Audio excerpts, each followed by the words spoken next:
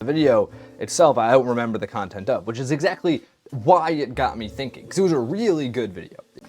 And it got me thinking because, well, namely because of that, because despite of the fact that it was a quality product, I kept scrolling and I forgot what it was about. But there's also a regard in which things just aren't valuable on these short form platforms. Point blank simple. I understand why you would, but for the sake of this, we'll call it art.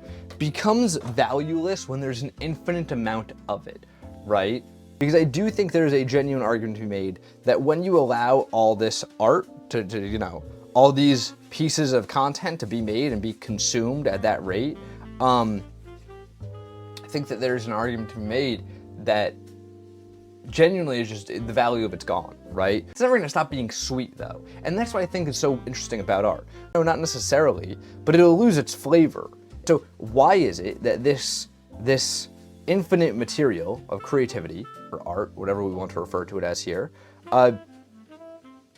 why is it this material takes on almost like a, you know, the effect it takes on when you consume it in droves is not exactly a way of losing of having a negative effect, but rather almost like a half-life.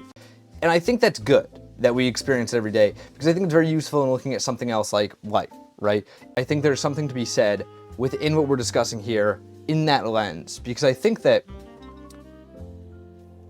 maybe this is going to get too like spiritual miracle or metaphorical or whatever, but I think it's not inaccurate to say that the way that we experience life is not too dissimilar from the way we experience a movie or something like that, right?